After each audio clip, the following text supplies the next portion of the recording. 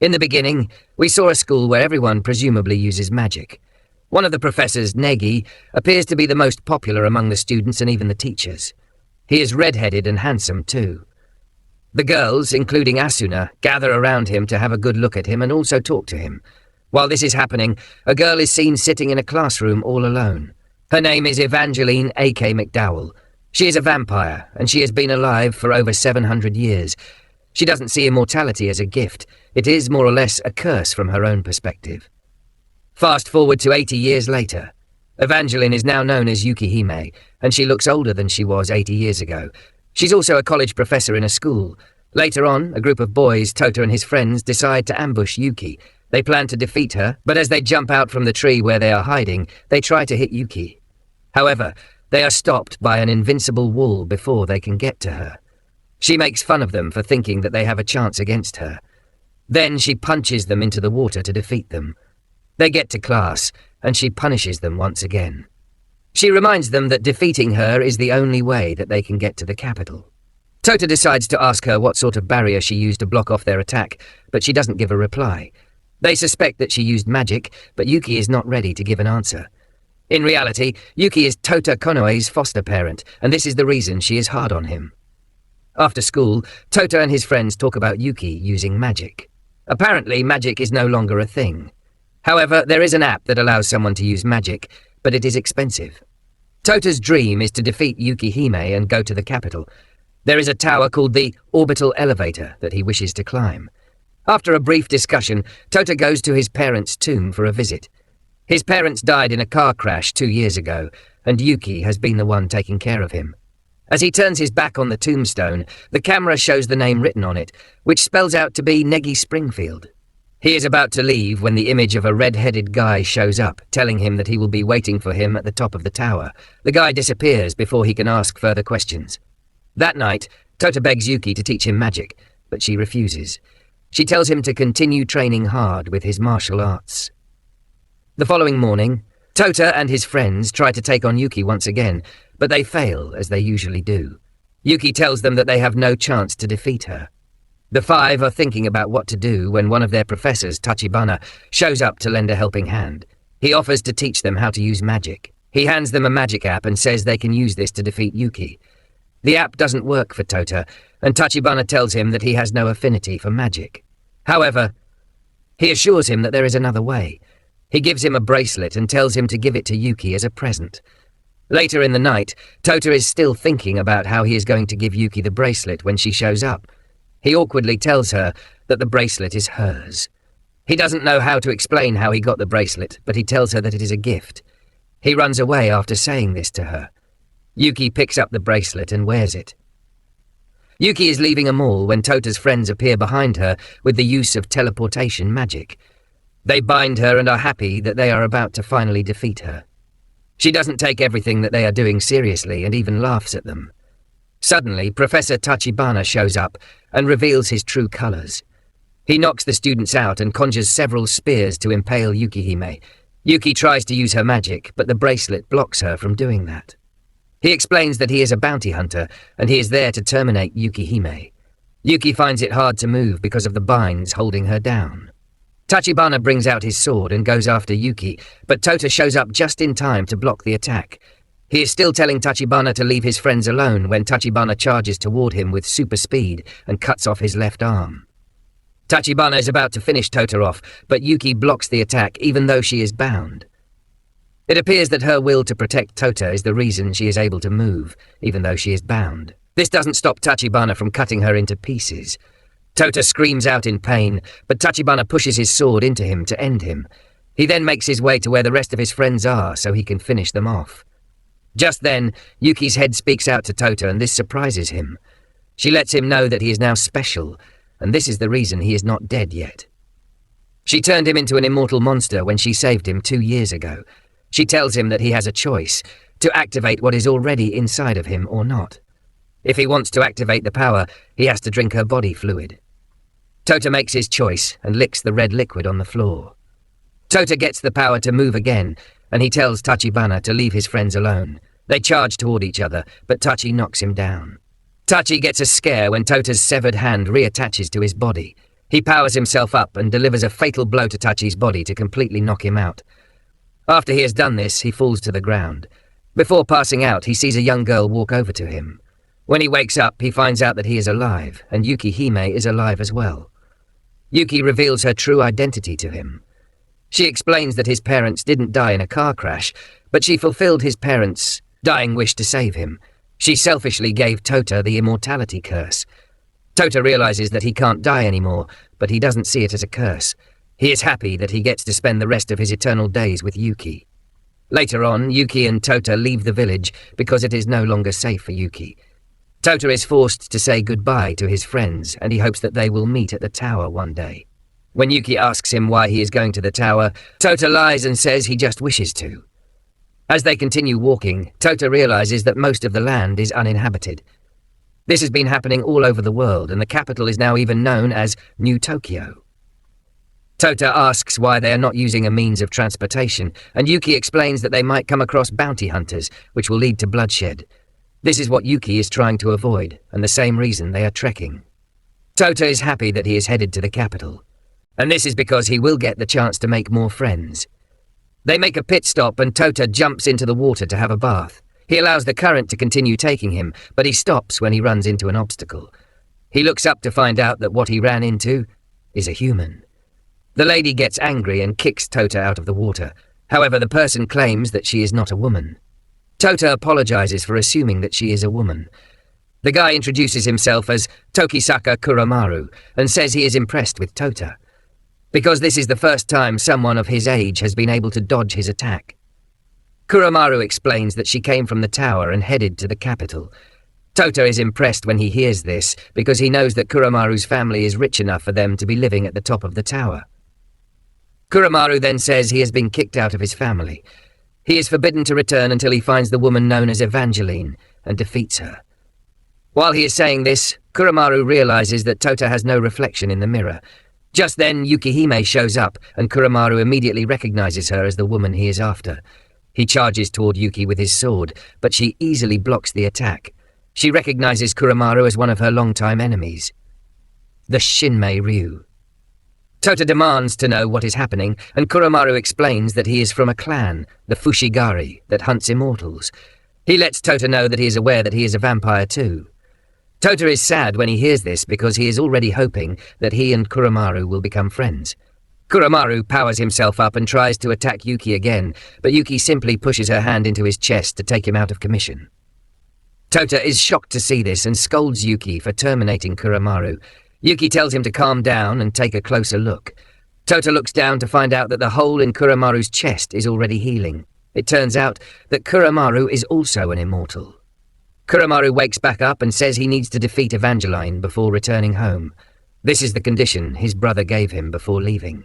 Yuki then makes him a deal. She will be open to fighting Kuromaru if he can fight and defeat Tota. Kuromaru accepts the deal and brings out a sword that Tota can also use. Tota sets a condition for the fight.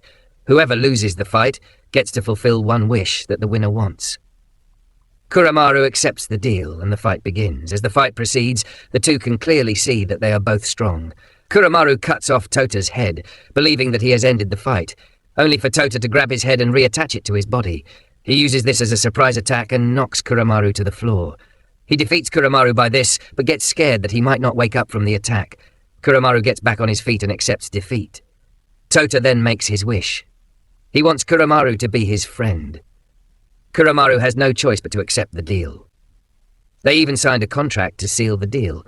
Later on, the two decide to have a bath. Kuromaru reveals that he was chased out of his clan because he is immortal.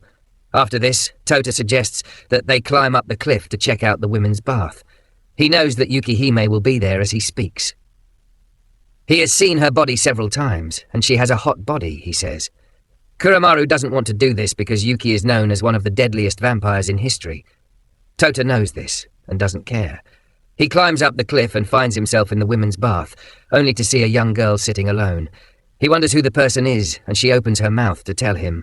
She is Yuki. This is the same girl he saw when he passed out after fighting Tachibana the other day. Yukihime then changes into her older self, whom Tota knows. She has been using a magic aging medicine to make herself bigger. The small stature that Tota saw is her real body. Tota immediately loses interest in seeing the rocking body that he came to see. What he now sees, when looking at Yukihime, is a young girl. Yuki gets angry and attacks Tota with magic. She uses magic ice spears to hit him, and he falls off the cliff. Kuromaru sees Tota falling to the ground, and he meets him halfway to save him. He later realizes that there is no point in saving him, because he is actually immortal. After this, the trio decides to continue their journey to the capital. Tota then suggests that they gather other immortals so that they can have a group of immortals. By this, they can do more good than harm. Yukihime laughs hard when she hears that Tota plans to use his powers for good. She says someone she knew once said something similar to that, a long time ago. She had not finished what she was saying when a bunch of cars arrived on the scene. The people in the cars come out and start to pay homage to Yukihime. One of the guys who just arrived, Karen, threatens to end Tota for getting close to Yukihime, but Yuki tells her not to bother herself because Tota is also immortal. Yuki then explains to Tota that she already made an organization of immortals, and they are known as UQ Holder. They get aboard a ship that will take them to the capital. On the ship, Karen wonders how Yukihime was able to survive being with Tota for more than 2 years. This is because Karen sees him as an imbecile. Yukihime then tells her that it will be best for her to get along with Tota, because their powers are on par with each other. Karen crushes the cup in her hand because she refuses to believe this. They soon get to the Palace of the Immortals, which is 10 kilometers away from the shore of New Tokyo. It is a secret headquarters, but they also run hot springs. All the UQ holders are happy to see their leader, Yukihime, back among them. UQ holders number 6, Makabe, and number 10, Amaya, show up to explain some things to Tota and Kuromaru. They tell the two that all the immortals are not necessarily vampires. Some of them are beast people, and some have even created immortality from virtual realities. Makabe lets it out that there are monsters living under the palace. To test their capabilities, Makabe suggests that they have a duel. This will be the determinant for them to join the UQ holders. Karen shows up and says she would like to fight Tota, while Kuromaru will fight Makabe. Tota wastes no time in attacking Karen, but she easily knocks him to the ground with her hammer. It is Kuromaru's turn to fight Makabe. The fight between the two appears to be easy for Makabe. He is not relying on magic, but using experience and intuition to battle it out with Kuromaru, who gets exhausted before long. After the battle, Kuromaru and Tota sit down to talk about their battle experience. While they are in the middle of this, a girl carrying loads passes by and trips on their legs, causing her to fall down. Tota and Kuromaru waste no time in helping her. It turns out that she was carrying trash. They help her out and throw everything into the trash bin.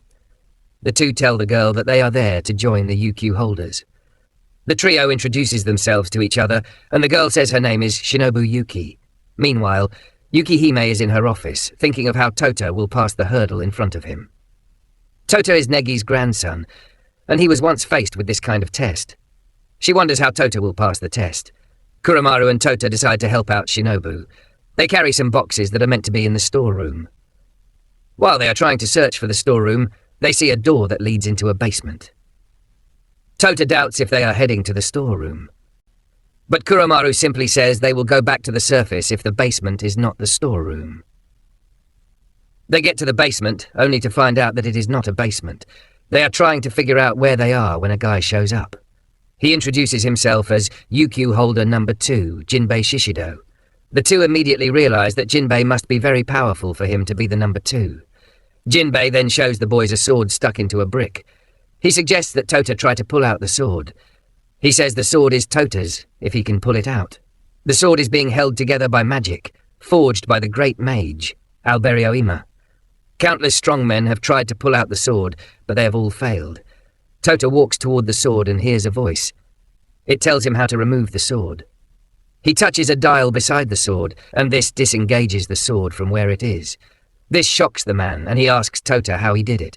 Tota tells Jinbei that the sword spoke to him. It turns out that the sword's name is Kobo, and it has not been wielded in a long time.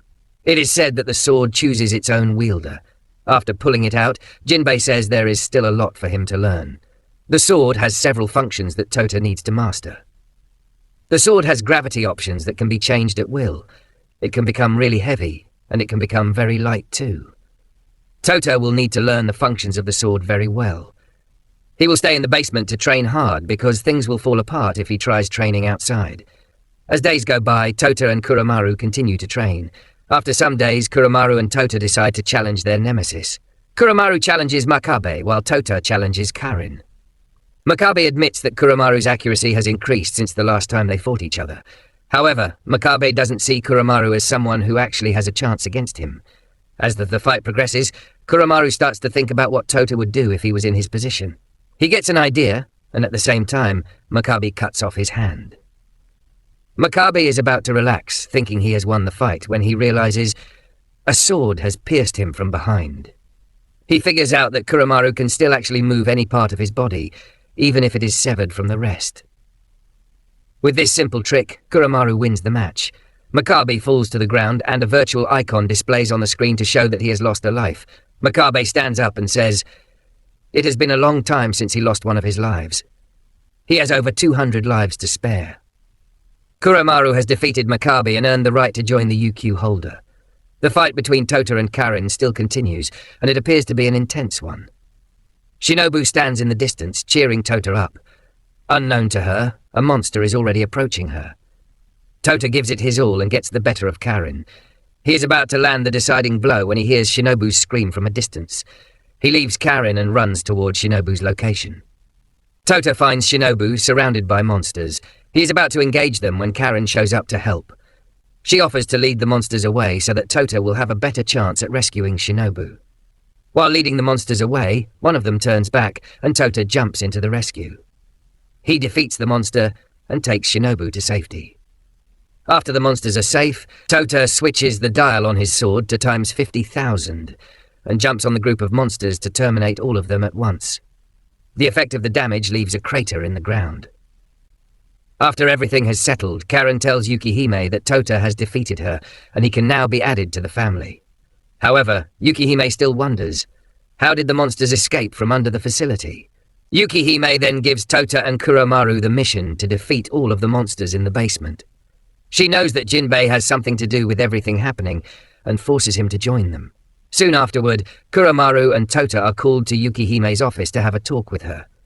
She tells them that she has a mission for them.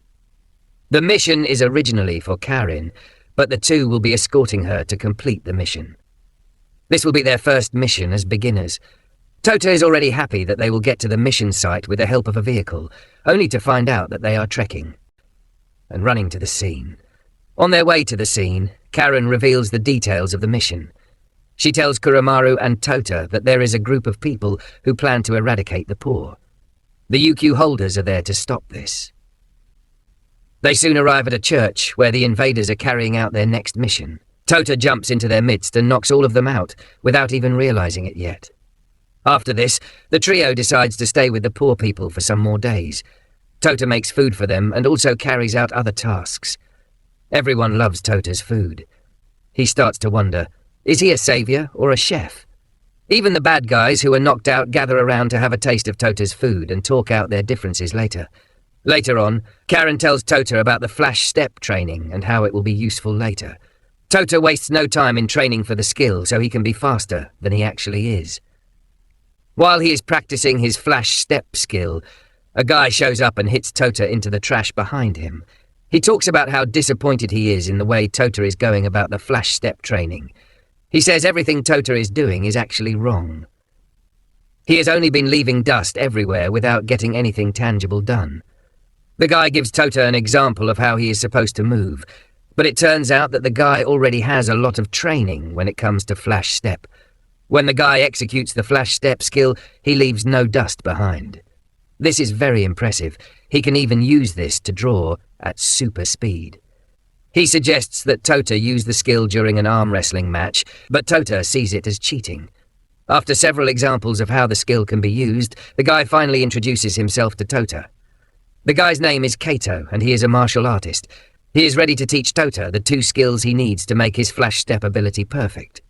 He assures Tota that the first technique is the hardest, and once he can master it, he is good to go. Kaito is open to making Tota his student once he is able to master the first skill. As days go by, Kaito continues to train Tota on the things he is supposed to do if he plans to master the technique. Tota is very particular about the skill, and he has given it his all. Everyone notices this, but they don't know what he is planning to do. In the next scene, Kaito meets with another weird guy, Nagumo. Kaito tells him about Tota, but Nagumo warns Kaito about getting attached to Tota. Kaito then says he is only messing with the bunch. He changes into his real self, which is a wolf form. It turns out that Kaito and his comrades are immortal hunters, and they plan to terminate Tota and his comrades. A little while later, the guards who are supposed to be protecting the area are attacked by a bunch of masked people. At the same time, Tota is attacked in the bathroom by a strange and strong guy. The guy appears to be one of the immortal hunters, and he is able to create fear in Karin. She suggests that the guy leave if he still values his life. Just then, the guy brings out a stick and pushes it into Karin's mouth, causing her pain. With this, the guy is able to figure out that Karin might be immortal, but she still feels pain. The guy then introduces himself as Chow, a member of the private security firm known as Powerful Hand. The task that has been given to him is to delay Karin. On the other hand, Tota soon finds out that the slums are on fire. He is about to investigate the source of the fire when he is attacked by the same bunch of masked people who took out the guards. Kuromaru shows up to assist Tota and also tells him everything that is happening. He says the masked people are shadow dolls that can be controlled by someone. Out of nowhere, a wolf shows up, and Nagumo also accompanies him. Tota then tells the little boy, Ruki, who is with him, to leave and take care of the chaos that is ravaging the town. After this, the werewolf charges toward Tota and hits him with a crucifixion spell that takes him out of commission. Kuromaru is left to face off with the enemies. Inside the bathroom, Kao is still busy dealing with Karin. He is able to pin her to the wall and uses an electric knife to keep her down. While the masked dolls show up, Kuromaru is holding himself up against the werewolf. The wolf is strong, but Kuromaru is ready to put everything he has into the basket to defeat the wolf. Suddenly, the wolf appears beside her using super speed. He hits him to the ground and delivers several heavy blows to her. Kuromaru falls beside Tota and can clearly see that he is unable to move because of the seal that has been carved into him by the wolf. He is a vampire, and this makes the seal work even more than it should. The wolf pins Kuromaru down with some iron pillars and adds ice to it. He calls him the little lady while doing this. This is to give us some hint that Kuromaru might be a girl but is pretending to be a guy. Suddenly, Ruki comes back, and he stands between the wolf and the wounded two. Kuromaru screams at him to leave when he sees this. Back in the bathroom, Chu talks about how he has been monitoring Karin.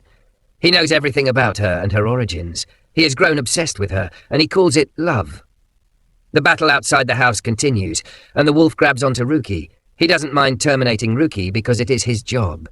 They are mercenaries who have been hired by those living at the top of the tower to take out the poor people supposedly living on their lands. Everything the wolf is doing, he counts it as a job.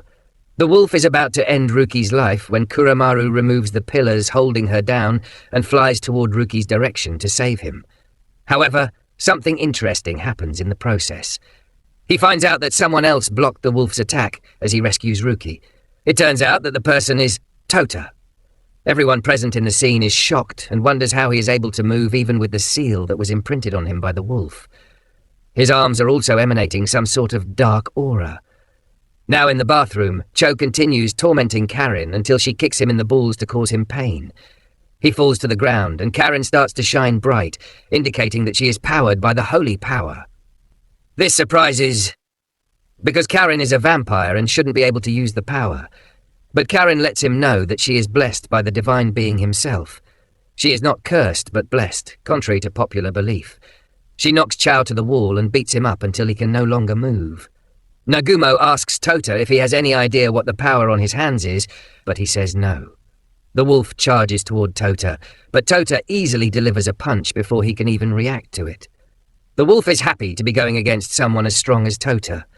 Tota tells Kuromaru to get himself and Ruki out of there while he deals with Nagumo and the wolf. Just then, Karin shows up and offers to deal with Nagumo, while Tota battles it out with the wolf. Tota can easily figure out that the wolf is Kaido. This is because of his ability to use the flash step. When he realizes that he has been found out, the wolf changes back to its normal self. Kaido. Kaido is prepared to fight it out with Tota. He is truly hyper to be going against Tota. The two charge toward each other, but it appears that Tota has mastered the flash step more than Kaido even expected. It comes to a stage where Kaido decides to use the hidden technique he hasn't shown Tota. He makes a stance and runs toward Tota with a skill that he didn't teach him. Tota has no reaction time to this, and the next thing he sees is Kaido's hand in his chest. Kaido calls the technique the Bright Piercing Judgment.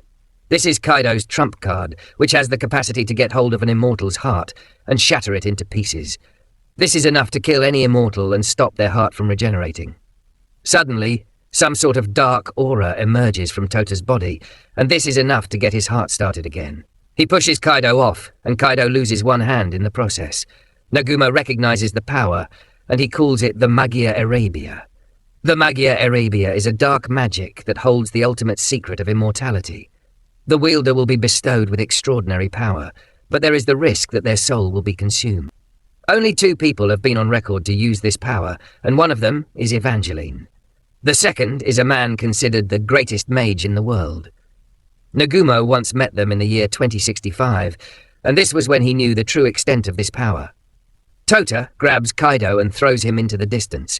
His negative emotions are making him more powerful. Nagumo wants to step in, but Karen stops him. She says Tota is their responsibility, and they are the only ones who can stop him if he decides to go rogue.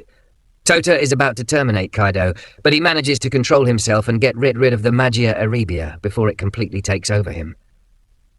Kaido is surprised to see this, and he tells Tota to terminate him, but he refuses. Tota is already weak because of this, and they decide to settle their fight by engaging in an arm wrestling challenge. Kaido plans to use the second technique he has hidden. He uses the flash step to try and hit Tota's hand, but Tota is able to hold him back using his own sheer will. He lets out everything in his mind before smashing Kaido to the ground, thereby making him the winner of the challenge. Kaido can clearly see that he has been underestimating Tota. Nagumo offers to take Kaido away because they have completed their mission already. The town is on fire and there is no possible way to stop it. Just then, Yukihime shows up and casts an ice spell that takes out the fire. It turns out that Nagumo and Yukihime know each other. Tota asks how they come to know each other, but she promises to tell him later. Nagumo brings out his sword and cuts open a portal for him and Kaido to escape. When Tota asks Yukihime how he got to have the Erebia in him, Yukihime simply says he has her blood in him, and this is the reason he is able to wield the power. Meanwhile, there is someone watching everything happening to Tota from a giant monitor screen. Up next, Kuromaru is holding Kurobo in his hands, and he asks him if he knows anything about the Magia Erebia, because he has a feeling that something bad might happen to Tota. Kurobo simply lets it out that he is aware that Kuromaru is in love with Tota. Kuromaru denies this and throws Kurobo away before running away. On the other hand, Shinobu has built a machine that she plans to use in competing in the solar race. Tota is clearly impressed with her, and he lets this be known. Kuromaru is in the distance, and it appears that he is watching them with jealousy in her eyes. Later on, Karen goes to Kuromaru's room to tell her what her mission is. She opens the door when he is busy dressing up, only to find out that he is actually a girl pretending to be a boy. Kuromaru begs her not to tell Tota about this and adds that she can explain how things came to be. Kuromaru is a demi-human, a member of what is called the Yata no Karasu. They remain genderless until they reach adulthood. They get to choose the gender that they want when they turn 16 years of age. Upon hearing this, Karen attacks Kuromaru and suggests that she choose to be a female when the time comes. She wants her to spend the rest of her life with Tota so that he will not have to disturb Yukihime. Karen adds that Kuromaru will be cute if she turns out to be a female, coupled with the fact that she is in love with Tota even though she doesn't want to accept it. Just then, a guy named Iku, who has been sitting in the distance and hearing everything, makes himself seen. He says he heard everything that was said, but he is going to keep his mouth shut. He also has plans to help Kuromaru. Iku suggests that Kuromaru go on a date with Tota. He suggests she pretend to be a girl and change her hair color to blonde, which appears to be Tota's preference. Tota is still talking about Kuromaru when she appears in disguise. She is able to easily fool Tota and get him to follow her into town under the guise that she is Kuromaru's sister and that she needs a tour of the town. Karen and Iku are happy that the plan worked, but Iku soon realizes that he is in trouble because he will be the one to complete the work that Kuromaru is supposed to do. Kuromaru, who introduces herself as Kuryu to Tota, accompanies him to get permission from Shinobu to borrow the vehicle she just made so that it can take them into town. They get on the vehicle and use it to find their way into town via water. Kuromaru is happy to be having some alone time with Tota. She can easily see how caring he is with everything that he is doing. Kuromaru says she would like to go to the tower, and Tota agrees to take her there. Meanwhile, there is a guy stalking the two, and he appears to be dangerous. On the other hand, the white-haired guy, who was monitoring Tota's every move, has learned that he left the UQ Holders base for the capital. He gets ready to also leave for the capital. Tota gets to the tower, and he starts to ramble on about how amazing the tower's height is. He has always wanted to do this, and this presented the best opportunity to him. He still has to get to the top of the tower because of the guy who has always been disturbing him about it. During their conversation, Tota talks about how he sees Kuromaru as his best friend, whom he believes they are stuck with for life. This gives Kuromaru the idea that Tota is actually okay with him being a guy. Tota then adds that Kuryu is cute, and this puts Kuromaru in a dilemma. He wonders if it will be best for him to become a girl so that Tota can see him as a cute person. Kuromaru is about to confess his love for Tota when the stalker guy shows up and attacks them. The guy turns out to be Cho, and he is accompanied by a shadow mage, Asura. Tota sinks to the shadow realm, while Kuromaru is knocked to the ground because of her inability to gather her chai. She is not used to being a girl, and this is the reason she is very weak at that moment. Kuromaru realizes that they are planning to kidnap Tota, and she needs to do something about it. She charges toward the two, and they find out that she is immortal too. Asura knocks her out of the window. Kuromaru knows that she is no match for Asura with the type of body that she is currently putting on. Kuromaru is defeated, and Cho sinks her to the Shadow Realm too. He wants to take her with them to their boss. Kuromaru takes off his disguise and assumes his full strength. He is able to rescue the unconscious Tota from the enemies. Cho gets knocked out of the building, while Asura retreats because the cops have arrived. Tota wakes up when everything is calm and starts asking after Kuryu. Kuromaru lies that he took care of everyone and that Kuryu is also safe. Tota then thanks Kuromaru for saving him. Kuromaru's decision to pick which gender she wants continues to linger on. Meanwhile, one of the UQ holders, Kiri Sakuram, is seen performing a ritual over and over again. When Iku asks her what the special occasion is, she simply says it is about to start. Tota and Kuromaru soon return to the headquarters, and they are received by Iku, Karin, and Kiri. Tota recognizes Kiri as the girl who was playing with sand earlier that day. Iku then tells him that Kiri might look just like a girl, but there is more to her. Kiri takes Tota to a private place and starts to scold him for failing to protect her. She starts giving out ridiculous instructions to him, and when he gets tired of it, Tota rebels and demands to know what Kiri is punishing him for. Kiri says Tota has failed to protect her. Tota wants to go after the mage, but Kiri stops him and asks him to hold her hands. He does, and they suddenly go back in time. They return to under the tree where Kiri was playing with sand.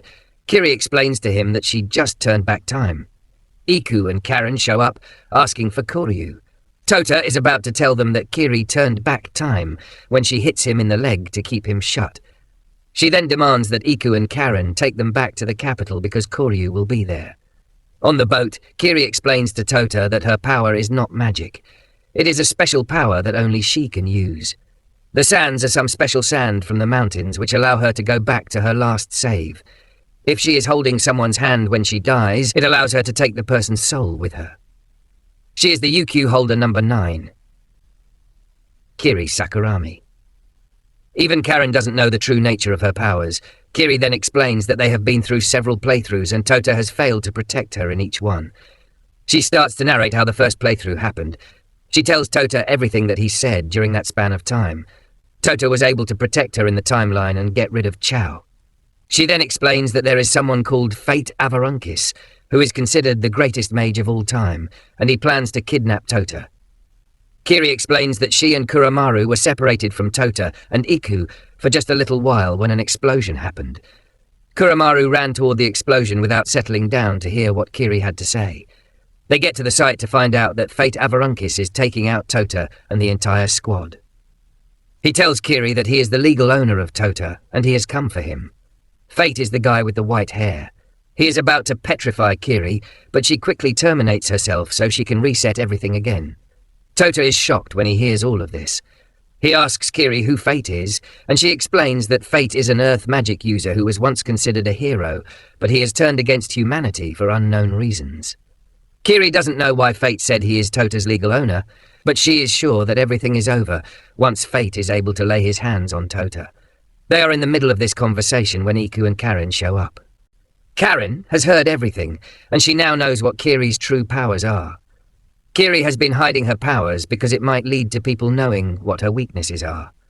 Tota then tells her not to worry because Iku and the others will never try to harm her. Karen and the others also join Tota, giving her their word that she is absolutely safe with them. Kiri then explains to the group that they need a plan to engage Fate. They know where and when he will attack, and what's left for them is to find a way to turn the tables against him. Yukihime has approved this mission herself, and all they need to do is figure out Plan A and Plan B. They also need to capture Fate. They make their way to the location where Fate will show up, and they start to make plans. Tota will be the one to lure Fate in, while Karen and Iku are the decoys for the team. Kuromaru and Kure will be on standby, and Kuromaru needs to do his best to get Kure behind Fate when he shows up. Once she is able to touch Fate, all of their troubles will be over. She will take Fate to the basement under the facility, and it should take him a while before he figures out his way out. The rest of the squad begs Kiri to take them with her when the time comes, and she agrees. All they need to do is get to Kiri before she takes Fate to the basement. Once they miss the time frame, Kiri lets them know that she will not be waiting. With everything said, the plan gets underway. Tota is to communicate with them via a smartphone. He asks Kiri why Yukihime is not there to help them when she is clearly strong and would go a long way. Kiri explains that Fate will know Yukihime is around once he gets to the vicinity, and that will ruin their plans. While Tota is talking to the team, someone in a hoodie walks past him and hits him on the hands. Tota is curious to know more about Fate, and a video recording of Yukihime explaining who Fate is pops up on his phone. Yukihime explains that Fate Avarunkis helped resolve an incident on Mars some 80 years ago, and this saved the world. Nagi Springfield, who was Tota's grandfather, was there with him. The two of them were friends, but after Negi died 20 years ago, Fate's behavior changed, and he became a threat to humanity. She says Fate is after Tota because of his past relationship with Negi. Yukihime tells Tota not to listen to whatever Fate tells him, and the video ends. Moments later, Fate shows up, but the team is unable to fire the taser at him because Tota's childhood friends from the countryside are walking beside Fate. They have no choice but to wait it out and see what will happen. Tota stands there until his friends notice him and run over to him. Iku realizes that Fate is some meters away from Tota's friends, and he can now attack him with the laser. He is about to activate the laser when someone attacks him. Fate shows up behind Tota's friends and holds them by the shoulder. Tota is already sweating, expecting something bad to happen when Fate opens his mouth and calmly introduces himself as a longtime friend of Tota's grandfather. His friends hear this and want to introduce themselves, but Fate says he knows who they are. He says their names are Nikumaru Tanaka and Toru Mihashi. He already has the two as his hostages. And he suggests that Tota come with him if he doesn't want him to cut down everyone in the area, including his friends. He has the power to do this, so Tota has no chance of challenging him. Now that he has Tota under his thumb, he suggests that he tell his friends to come out of their hiding places and surrender their weapons. Tota then argues with him and says he is never coming with Fate. Kurobo flies to Tota's hands and Tota screams out to everyone, telling them that there is a terrorist on the loose. This serves as a distraction for Karen to get behind Fate and attack him, but he easily blocks the attack. Tota also charges toward him, but Fate blocks their attacks simultaneously and wears a smile. The smile infuriates Tota, and he wants to attack Fate the most. Tota increases the weight of his sword to 500,000 times, and he is able to use this to break through Fate's barrier. Fate's comrade sees this and takes her eye off Iku, allowing Iku to break free and fire the laser at Fate. Fate manages to put up another barrier to stop the laser attack, but Kiri shows up and jumps toward Fate. She hugs him and waits for a few seconds for her comrades to rally and join her. But this turns out to be their mistake. Fate uses this opportunity to petrify Kiri, who is their trump card. He makes fun of them and says they are out of options. Iku continues to fire the laser at Fate to give his comrades the chance to run away. But Tota wants to stay and fight Fate. He believes that Fate still has some humanity left in him. Just then, another of Fate's comrades, Shaba, shows up to engage Karin. Asura is also there to battle it out with Kuromaru, while the lady who will be fighting Iku is known as Iwai. Karin knows that the right option is for them to retreat, but the enemies will not let them leave just like that. Tota charges toward Fate with the flash step skill, but Fate easily deflects it and knocks Tota to the wall. He appears behind him and releases a bunch of blades, but Tota manages to dodge every single one of them, though he loses his shirt in the process. Tota easily figures out that Fate is not just the world's strongest magician, but also a martial artist. This makes him a magical martial artist, and a dangerous one at that. He charges toward Fate and changes the sword's weight at intervals to mess with Fate as the battle progresses. Tota receives a call from Karin, telling him that there are some numbers floating on Kiri's arm. He realizes that Kiri is up to something, and she hasn't given up on them. They need to delay Fate and his comrades until the numbers count down to 0. Tota is able to hold out until the countdown reaches 0, and Fate realizes, too late, that Kure has been working on a petrification cure. Kure grabs Fate, and the rest of them join in. She successfully takes everyone back, and this is the 10th playthrough. Fate finds himself in the basement, surrounded by Tota and his friends. Yukihime is also there, and she makes fun of him for falling into the youngster's trap. Fate is ready to battle it out with Yukihime, and he has the highest chance of winning. However, he will be faced with 4 other immortals if this happens. He doesn't want to stress himself, and he offers them an option. If they let him go, he will answer any questions they ask him, truthfully. He knows everything there is to know, so each person has the right to ask one question. Tota is about to ask his question, but his friends stop him. They tell him to wait until they have asked their own questions, so that Tota will know the most important one to ask by then. Iku asks Fate what he wants with Tota, and he reveals that he is after Tota, to use his power to revive Negi. Tota thought his grandfather was dead, but it turns out that it was a lie. Karin then asks her question too. She asks Fate who Negi loved more between him and Yukihime. Fate is not able to give a direct answer because Yukihime would kill him if he did. Kuromaru then asks Fate her own question. She asks if Tota has to accompany him immediately, but he says no. He reveals that Negi will not die for the next 20 years or so. The whole world will also die with him when this happens. But the fact remains that Tota doesn't need to follow Fate immediately. When it is Tota's turn to ask his question, he asks Fate if he is the one who terminated his parents. Fate says yes. Tota gets angry when he hears this, and he is ready to attack Fate when an image of Negi pops up.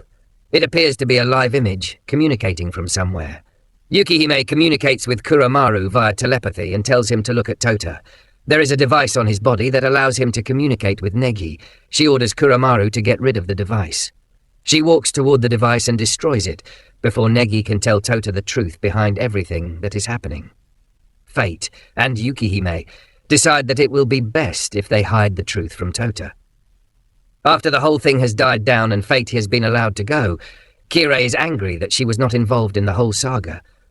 Tota keeps pressuring Yukihime to tell him the truth about his grandfather, but she is not ready to let out the truth. She closes her office door and says to herself how sorry she is. Shortly afterward, an old lady and a girl show up, asking after Yukihime and Tota. Tota is having a meal that Shinobu prepared when the lady who just arrived barges in. She introduces herself as Yukihiro. She claims that Tota is from a family of lady killers. Ladies have always been known to be fond of the Springfields. Yuki's great-grandmother was one of the victims. Yuki is there to make sure that no other lady falls into their trap again. She charges toward Tota, and he hits her with full force, causing her to fly into the distance. But Tota flies toward her and grabs her. He sets her down on the roof, and Yuki reveals the real reason that she is there. She is there to ask Tota to become her groom. But Tota humbly refuses because it is too sudden. On the other hand, Yuki's great-grandmother is in Yukihime's office discussing matters with her. It turns out that the two knew each other back in college when Negi was the professor. They recount how all the girls were always trying to have Negi for themselves, and Yuki's great-grandmother was one of those people. At the same time, Yuki is busy making meals for Tota to try and win his love. Kiri and the rest of the girls realize that Yuki is actually making the food by herself. They are worried that Yuki will win the fight to get Tota. Kiri falls to her knees but still doesn't want to accept that she loves Tota. She believes that human girls have the advantage over immortal girls. This continues to break Kiri's heart because she realizes that their chances of winning Tota over are declining day by day. Haikyuu shows up and tells the girls that he has a solution to their problem. The solution he is putting forward is for them to spend time with Tota at the springs. Kiri and Karen don't want to do what Haikyuu says, and he threatens to tell the human girls about it. They beg him not to and start to consider doing what he said. Yuki's great-grandmother and Yuki Haime continue to talk about Negi and how Yuki spent her time during their college days. Yuki Haime has always been afraid of letting people go, and Yuki's great-grandmother reminds her of what Negi told them, that all it takes is a little courage. Tota and Haikyuu get into the spring together, and Haikyuu does this to buy time for the girls to make up their minds. Haikyuu had told them that they had to scrub Tota's back 50 times to become his favourite. Out of nowhere, Karen shows up, and this surprises Haikyuu. He believes that Karen is not interested in Tota, but here she is. Karen says she is there to watch, but then she brings out a brush and pins Tota to the floor. She starts to scrub his back, but Kure shows up and stops her. She wonders why Karen is doing this when she had been acting uninterested before. Yuki also shows up, and it soon turns into a battle of who will get to scrub Tota's back. Kuromaru also joins in and grabs Tota away from the lot. A commotion erupts between the group, and they end up knocking Tota to another side of the spring. Yuki Haime shows up while they are busy fighting and quietly starts to scrub Tota's back. The group realizes too late that Yuki Hime has already gotten to work on Tota's back. Haikyuu then tells the girls that they have nothing to worry about if Yuki Hime and Tota already care for each other. Haikyuu runs away after saying this. Yuki and Shinobu sit down to talk about their competition over who will have Tota. Yuki says she is there to protect Shinobu because she appears to be weak, but that doesn't mean she will let her have Tota. Later that night, Tota meets with Yukihime at the pier. Yukihime looks like her normal self, and Tota wonders why Yukihime chooses to look like that. Yukihime says she wants to tell him something, and she wants it to be in her true form. Tota then decides to ask a question first. He asks Yukihime if she is in love with Negi. Yukihime says there is no need to hide it anymore and admits to loving Negi. In fact, she still loves Negi. She then adds that the Negi who appeared the other day is not the Negi whom she loves. She says Negi defeated an evil wizard 20 years ago. The wizard was known as the Life Maker, or the Mage of Beginning, and her name was Bioth. She takes over whoever defeats her, and this gives her the chance to keep on living. This simply means Neji has been possessed by the Mage of Beginning for the past 20 years. Yukihime and Fate plan to save him. But their methods are different, and this is the reason they go their separate ways. Tota then points out that Negi was trying to tell him something before he disappeared. Yukihime then tells the truth, that Tota's parents were not the ones who died in the crash that night. The people who died are not his real parents, and it is true that Fate was the one who caused it. Tota wants to know if his parents are still alive. Yukihime comes clean and says Tota was created using the genetic information of Negi. In short, Tota is Negi's clone. Tota is surprised to hear this, and he later tells Kuromaru about it. He is busy discussing this with Kuromaru when Yuki barges into the room to invite Tota to the Mahora martial arts tournament that is taking place.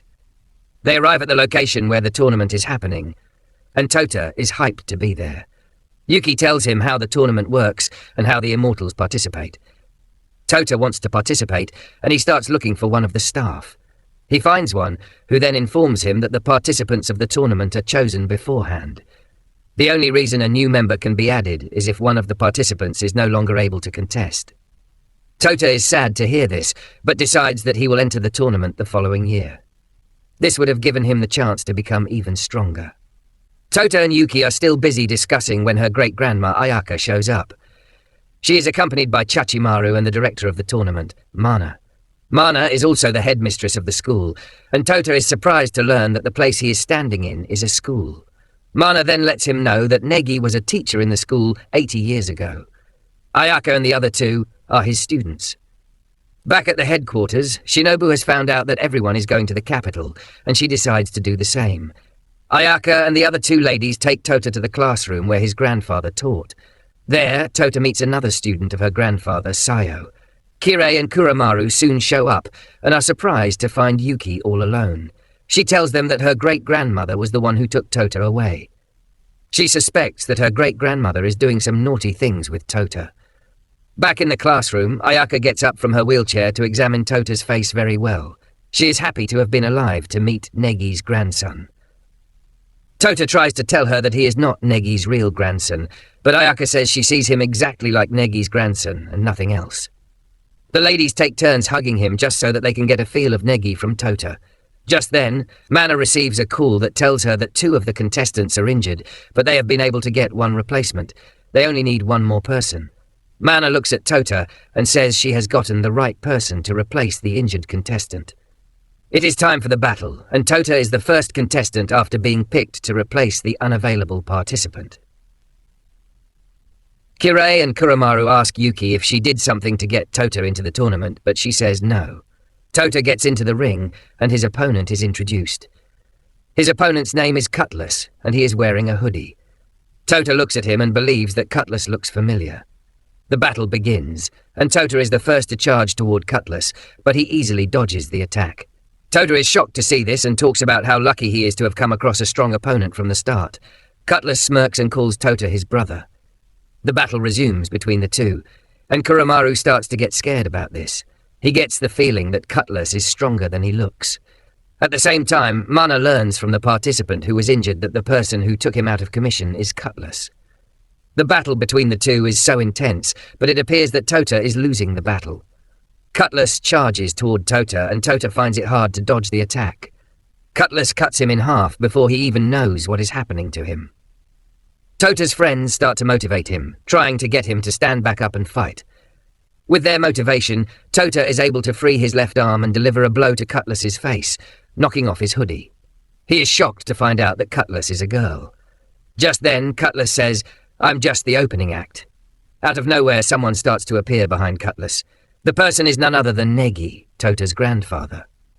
Mana knows that the person they are looking at is Negi, but not exactly Negi. She is the mage of the beginning, and she has come for Tota. Negi says he has come for Tota because he is the only one who can save the world. But Tota argues that Negi would have come for him sooner if that were the case. Negi then reveals that he had no idea where Tota was. Negi only sent out visions of himself to those who shared his blood, hoping they would find him. He says Tota was well hidden from him by Yukihime. Just then, Yukihime shows up and destroys the barrier with her spell, showcasing how powerful she is. Yukihime doesn't address Negi as Negi. Instead, she calls him the Mage of the Beginning. Just then, 3 other guys, Bayoth's comrades, show up. At the same time, Kuromaru, Kiri, and Kirin arrive to support Tota and Yukihime. It is now a battle between 2 powerful groups. Yukihime warns Tota and the squad. Bayoth and her team will be hard to beat. She starts introducing Negi's comrades to her team. The magical detective, also known as the All-Knowing, is called Yue. The mind reader and all-seeing is called Nodoka. The incredibly strong mercenary swordsman is called Jack Riken. In addition to these powerful comrades is Negi himself. Just then, Negi sneezes and this rips off all of their clothes. This shows Tota and everyone else present just how powerful Negi is. At the same time, Shinobu arrives on the scene. Yue and Nodoka try to convince Tota to come with them peacefully, explaining that he is the only successful creation after 71 failed attempts to combine Negi and Asuna. Tota refuses. Suddenly, a voice echoes behind them. A portal opens and sucks them in. Tota finds himself in another era. He comes face to face with a guy who introduces himself as Sanders. Just then, Kurobo speaks out and says, "The guy's real name is not Sanders. His real name is Albarayo Ima. He is actually the one who created me." Sanders is angry that Kurobo let out his secret, and he punishes him by putting him under a black hole's pressure. After he is done punishing Kurobo, Sanders tells Tota that he is Yukihime's old friend, but he is now working for Negi. His mission is to convince Tota, and the best way he can do this is to show him Yukihime's love story. Sanders shows him how Yukihime met Nagi, who is Negi's father, and fell in love with him. 15 years later, Yukihime also met Nagi's son at the Mahora Academy. Yukihime doesn't take long before getting Negi under her wing. She makes him do weird things, all in the name of training him, and the only person who always comes to Negi's rescue is Asuna. However, their bond continues to grow stronger. Tota is happy to see this, and he thanks Sanders for showing him images from the past. However, Sanders says, "I am not showing you images of the past. Yukihime, in her true form, suddenly sees Tota and recognizes him. Before anything else can happen, both shows up and grabs Yukihime. Before Tota can do anything about it, he is impaled by Sanders. Both cuts Yukihime into two and throws her to the ground. Tota is also thrown to the ground and he crawls toward Yukihime. Both says, the only way Tota can save Yukihime is to become one with her. Tota touches Yukihime's hand and Yukihime manages to get herself back together. Tota carries her in his hands and Yukihime confesses that Tota is the person she has always wanted to be with. Tota then assures Yukihime that he will be there to make her happy. But both believes that Yukihime has no chance at happiness. Tota scolds both for saying something like that, and both angrily attacks them. Tota carries Yukihime in his hands and dodges both's ferocious attacks. Just then, Yukihime lets Tota know, we are in a dimension where both has all the power. Whatever she imagines will come to pass. Yukihime then says, we are going to use that against her. She uses a spell to create an even space so that they can both use their strength to fight each other. Yukihime says breaking both's mind in this dimension will be the end of her. They charge toward both, but she easily distracts Yukihime with an image of Negi. Yukihime gets knocked to the ground, and Tota, who tries to hit both, also gets knocked over. During the fight, Yukihime slips up and lets it be known that she has only loved 3 people in her 700-year life. Tota lacks the wisdom to figure out that the third person is him. The fight continues, and Yukihime is able to hit both with a powerful spell. However, this is still not enough to take her out. Tota is being dragged into the abyss by images of Karen and the other girls. He knows that he is in both's imagination, but he finds it hard to defend against this. Out of nowhere, Asuna shows up and pulls Tota back up. She destroys the dark dimension, revealing a clear view of the environment. She then introduces herself to Tota, and he immediately figures out that the person he is looking at is his grandmother. Yukihime is surprised to see Asuna because she is supposed to be on Mars. Asuna says, my real body is still on Mars. I was able to return from inside Tota because both was screwing with some things inside of him. Asuna hugs Yukihime because it's been a long time since they last saw each other. Karen and the rest also show up. Both tries to attack them, but Asuna easily blocks off the attack and informs the team, we have only been in this dimension for 0.7 seconds. She says, the real fight will start once we leave this dimension. Before they leave, she tells each of them the weaknesses of the opponents they will be facing. Asuna then tells Tota, the power that resides inside of you is the only thing that can destroy both. You have 37 seconds to bring that power up. Asuna cuts down the imaginary dimension to let the team back into the real world, so that the battle can begin. Kiri will be facing off against Jack, and she has been told to go for his eyes. She does, and they are able to knock him to the ground. Kuromaru is also able to take Yu and her sister out of commission by using a binding spell on them. Yukihime traps Cutlass with an ice barrier. Tota activates his Erebia power and charges toward Negi, but Negi dodges his initial attack. Tota talks about his determination to save his grandpa from both's bondage. The rest of the team continues to battle it out with Negi's comrades. They aim to keep them busy until Tota is able to access the power inside of him. Negi is about to overpower Tota when Fate shows up. Fate and Yukihime are able to hold Negi down. Fate creates a barrier around them and uses this to pull out their consciousness.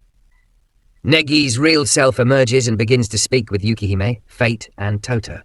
Fate tells Negi, I have found a way to free you from both's bondage. But Negi reminds Fate, I am now part of both, and there is nothing you can do other than terminate me. Negi is about to continue the discussion when Tota stops him. He tells him, pay attention to Yukihime. She has missed you. Yukihime jumps into Negi's arms, showing how much she has missed him. Negi tells Tota, you are a good kid, and he is about to tell him something when their connection gets severed. They come back to their real selves and try to trap Negi within a wall, but he easily breaks out of it like it's nothing. Negi's body turns white and starts to glow. He effortlessly attacks the trio without using much effort. Tota's 37 seconds are up, and he is able to use the same power as his grandfather. However, Karen and the others are already suffering from Jack and the others. Tota flies away from the arena, but Negi chases after him. They take their fight to the sky. Tota charges toward his grandfather and hits him in the face. He scolds him. Why did you lose yourself to both? He is determined to save him, even if he doesn't want to. Tota already has the upper hand, but Jack shows up and impales Tota with a giant sword, causing him to fall back into the arena. Every single member of the team is beaten up and weak already. Negi is about to terminate Tota when Kiri jumps in between them and reminds Negi what her power is. Negi walks toward Kiri and smiles because it is very clear that she is in love with Tota, but she denies it again. Yuhei and Nodoka read her thoughts out loud, but she still denies it. Cutlass pushes her sword into Kiri and starts to torture her while Tota watches on helplessly. Tota continues to struggle to break free while Kiri is in pain.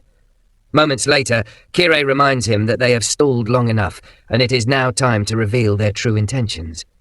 The entire group suddenly finds themselves in Mahora, 80 years into the past. Negi is shot with some magic sealing bullets by the students who are already waiting.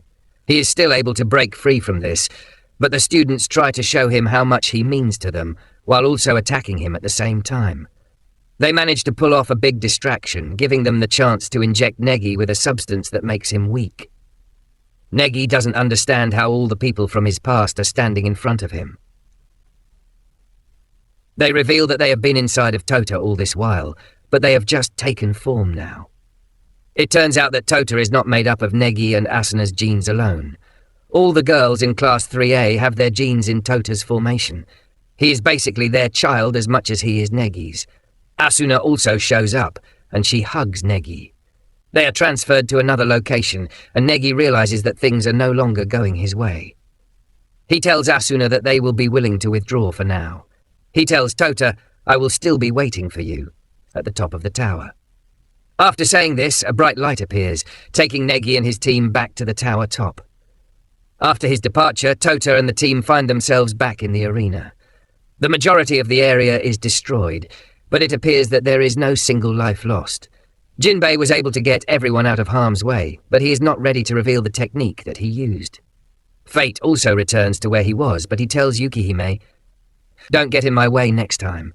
Yukihime simply tells him, "I cannot promise anything." Tota looks up to the tower and promises Negi that he will be coming to him the next time they meet. After the dust has settled, Kiri insists that her confession was a way of stalling Negi and his people. Shortly afterward, Tota goes to Yukihime's office to tell her that he loves her. Yukihime's initial response is to punch him, but Tota comes running back into the office. Yukihime then tells Tota the answer to his proposal. Yukihime simply says no, and Tota is left flabbergasted. The girls barge into the room and chase after Tota for proposing to Yukihime and ignoring them. After their departure, the camera shows Yukihime's face to reveal that she is blushing hard, but she was only pretending. She even says, "Tota is 500 years too late."